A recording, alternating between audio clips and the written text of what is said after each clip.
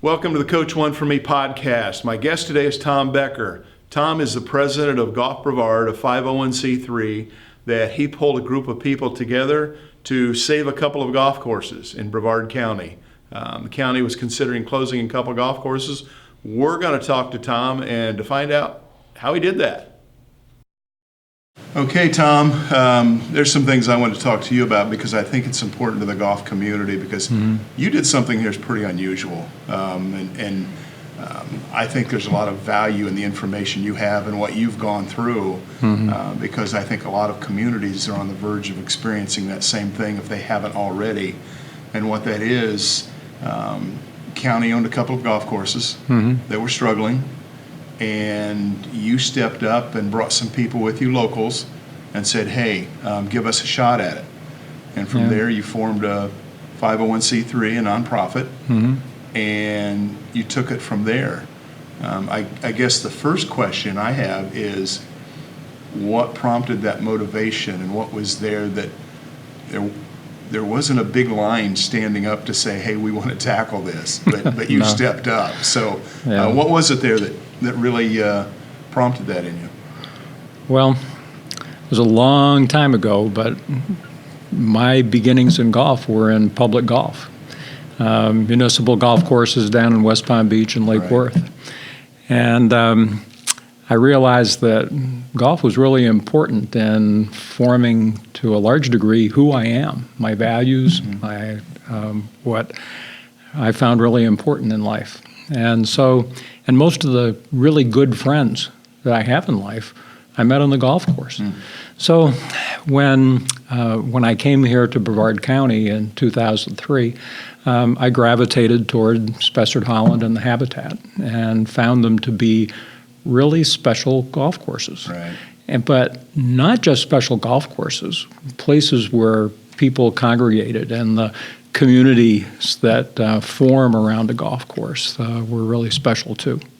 So, and I began to serve on the Golf Advisory Board, which was supposed to be giving information to the county as far as how they could best run the courses or the business aspect of it. So is that for the purpose of locals giving them feedback as far as operationally? Exactly. Generally?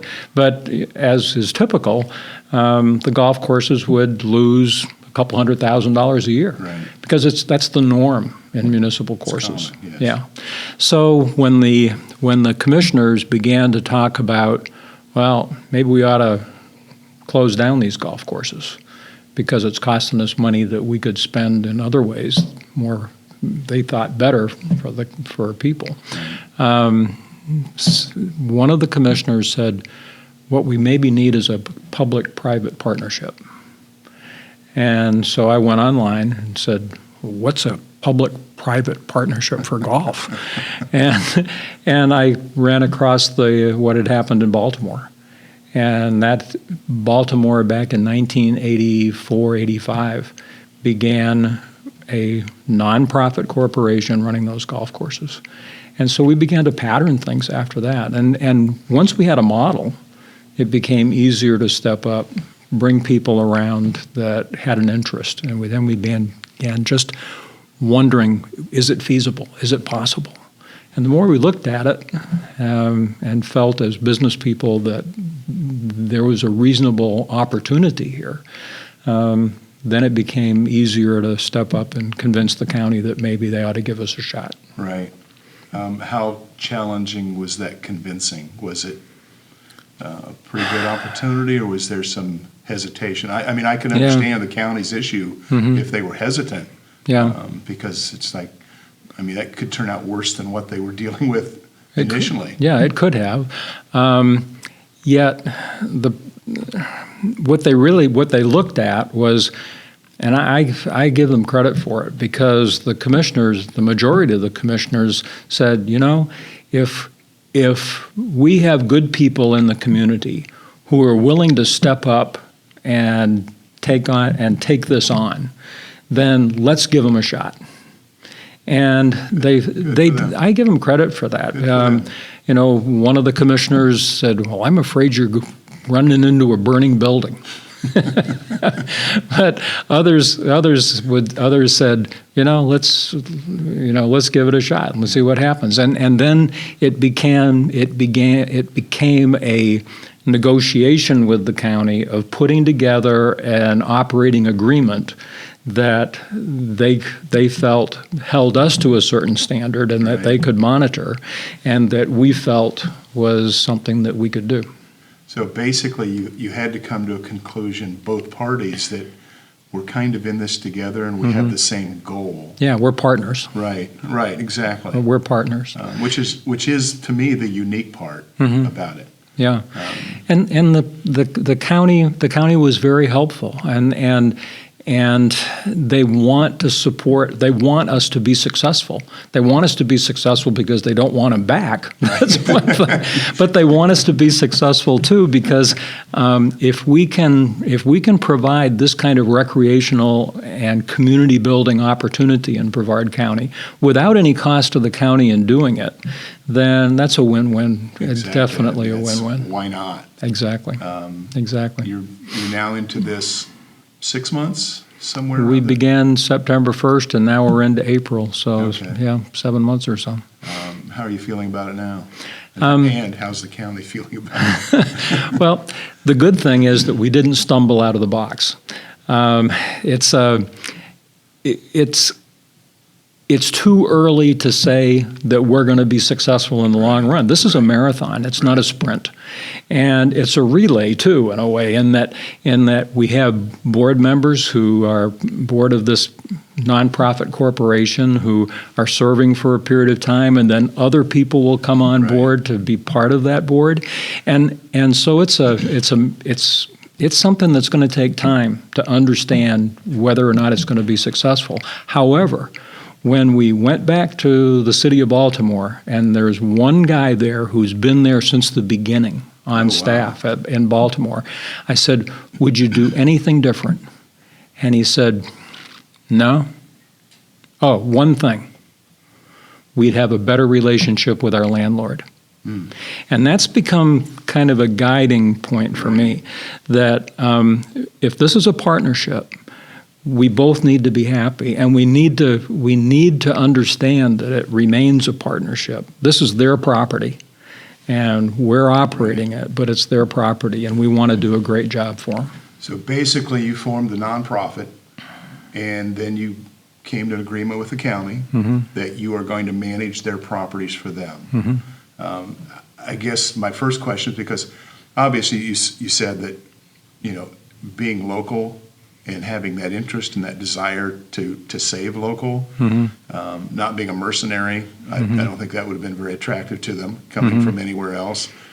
But how challenging was it to convince other people to join you in that vision, as far as board members and getting on board with you? Well, we had what I'd call a steering committee at the beginning, and we added to that along the way. So we ended up with maybe a half a dozen of us at the beginning, but ended up with 11 or 12 of us who were seeking to understand what we needed to do to be successful, because we don't run golf courses. I mean, as individuals, we didn't have the experience to do that. We needed to hire good people to be able to do that. And so the interest level there was fine as far as bringing in people who had what we needed to have to analyze, understand, and determine next steps, and negotiate the agreement with the county. You need people with specific backgrounds to do that kind of thing. Yeah, because in over my career trying a lot of things, there's always a lot of people that will pat you on the back, but actually joining you in the venture and the effort, that's a whole nother level. Yeah. But you had success in finding those people. Well, we did. At the same time, it is a huge effort. My wife will tell you it's a huge effort because the time that it takes. Told you it's a huge effort. Yes, the time that it takes to do something like this is far more than you ever conceive of initially. Of course, you're operating 2 golf courses, and coming in from a perspective that it was failing. And coming from the outside, not being in the golf industry or the golf business, just having a passion for it and saying, hey, we're going to salvage these properties for the county, that's a pretty tall order. I mean, it really is. I mean, there's a lot of vision there. And some people may have said, and probably did, it's kind of a crazy vision at some point. But from what I've seen so far, it's pretty impressive what you've done and what you've accomplished in a very short period of time. To me, because I've dealt with local governments in the past, and it's always been positive, nothing negative, but it's very challenging because a lot of times you're going different directions and you have different goals, and to be able to find the common ground in there, I really don't know how you did that. That's pretty impressive. Well, there were some things that the county did that may be a bit unusual too. The county was willing to lend us the money, the seed money that we needed.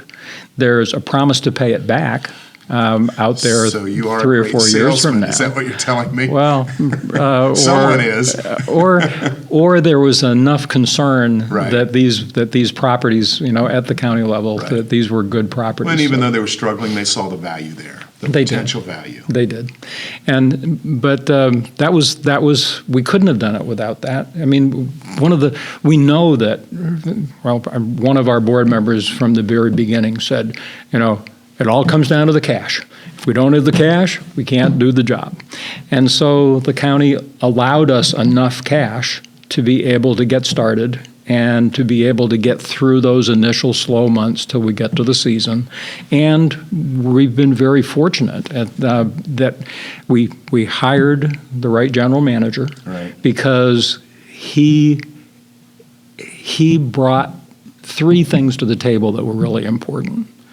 One, when you're taking over a golf course that's failing, one of the things that happens is the condition of the course deteriorates. And that was true at both golf courses. Right. And our general manager, Mike Urigan, knows grass. Right. And he knows how to right. and he knows how to put together a team that's going to grow grass and do it well. And so that was important because and we needed to really have our own team on board to do that. Right. That was difficult. Another piece of the puzzle was truly changing the culture, because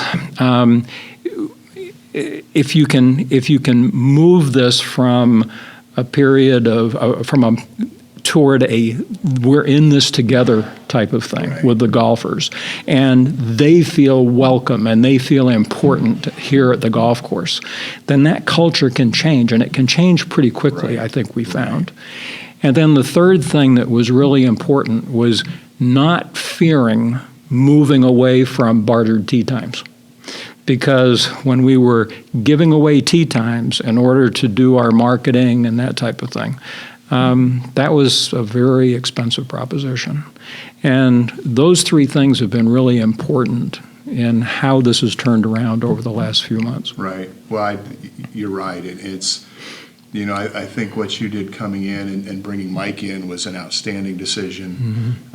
You were experiencing what a lot of golf courses experience. It's that spiral downward. Yeah. You kind of get trapped, and it's just like the barter tee times. It's like, well, how do I stop doing that and lose that revenue? And you don't think it's possible, even if it is negative. It's still yours. Yeah. Things like that happen. And I've seen all over the country. As golf courses struggle, well, you start investing less money in the maintenance of the property. And it's, again, that downward spiral. And sometimes it takes a radical change, new ownership, to create new direction that has new vision. You coming in with a nonprofit and bringing people in that, obviously, just the tone of people excited about the properties again. I think that was huge in what I've seen and what I've experienced. Because I know the first time I stepped onto Spessard Holland, after being told about it from, a couple hundred miles away, I thought, oh, that's nice, that's really nice. And then when I stepped on the property, it's like, wow, Yeah. What a lot of character. It's like, this property deserves better than what it's getting. Yeah. And I have to guess locally, that's what you were experiencing. Sure. And that was your heart when you saw it. When you step on this property and you see where it's located and you realize that it's a golf course with character, it's not, I mean, if these two golf courses were dog tracks, I mean, and flat nothings, then, you let them go. Right. But when you're looking at two properties that are special properties that will attract people, and the Habitat is a course that many believe is the finest course in the county from a design standpoint, and I've got great confidence that by the time we get into next year and have time to be able to put the love and care into the course during the growing season like we'll have this summer, that the Habitat's going to be the place to play golf in Brevard County. Nice. And it's going to attract people. It's a wonderful golf course. It definitely has the layout potential to do that. It does. I guess one of the things that, again, I've dealt with golf courses all over the country. In fact, had a local government agency in Virginia contacted me just a couple of months ago in that same situation about what do we do. Yeah. I guess the question is for people in that situation, whether it's the golfer, gee, I don't want to lose this property, it's an awesome property, or the local government saying, what do we do with it? What do they do? How do they get that vision? What's the starting point? Was it just a thought for you, an idea, and then you stepped in front of the county commissioners, or what was the process for you? Essentially, yes. I mean, when one county commissioner said, what we need is a public-private partnership, then seeing what they had done in Baltimore, and then realizing that we had a model that we could track, made it that much easier to be able to step in from an individual standpoint. I'd say there's while we were doing this, something was happening for the city of Melbourne also with their golf courses, but they took a totally different approach. The same kind of discussion began happening there. But what they began to realize at the city council level was that the least expensive parks and recreation situation they had per person was their golf courses. And if it was the least expensive and that many people were involved in it, maybe they ought to be willing to subsidize that sum. And so that's the approach that they took. And so there's two different ways to go with this. I think the nonprofit corporation, where everything that's generated at the golf courses goes back into the courses to make them better, to make them stronger, and create enough funding so that you're not in jeopardy. So if things do go bad, or you have a weather event or something that really ends up being a problem, or a huge capital outlay that you have to make, then you've got the funds there to do it. That's our still big challenge, to be able to build enough reserves so that we're able to withstand those kinds of things in the future. Insurance policy. Yeah. Because things happen, and guess what? In the golf business, they will. They do. As much a neophyte as I am, I understand that. I just, looking at this, I can't get over the uniqueness of it. And the fact that what amazes me, it started inside your head with an idea. And you had obviously other people on board right away as soon as you shared it. Obviously, someone encouraged you, and probably more than one person, real close to getting out of the gate with a thought. Yeah, nobody. The more we looked at it together, and I'm a firm believer that 2 heads are better than 1, and 3 better than 2, and 4 better than 3, and 5 better than 4. When you can bring your ideas together and talk them through and find the best way to move forward, you can do that. And as long as there's not, it's not any one individual saying, hey, I did this. Right. It's us together as a Right. body making it happen together. And that's the key. And I know your board, and I know the folks you have on the board. You've got some really good people. We do. That have a passion for it, and Yeah. care, and they're talented. Yeah. Which is, And that's what it takes. most golf courses have those core Exactly. people. They do. And if something like this is going to happen to your golf course, then if you find that core group of people with interdisciplinary skills that are able to come together and Right. bring those skills to bear on it, then you can do it. But it's going to be it's a big task. Right. And being on the property, one of the things that I've seen, and see if you agree with this, to me, one of the critical factors has been the transition from day one, and what I've experienced is the amount of people taking pride in the property and taking that ownership. Mm-hmm. This is my golf course. It's not just where I Yeah. play golf. It's my golf course. Is that something, have you seen that process, or was it there before? Now, well,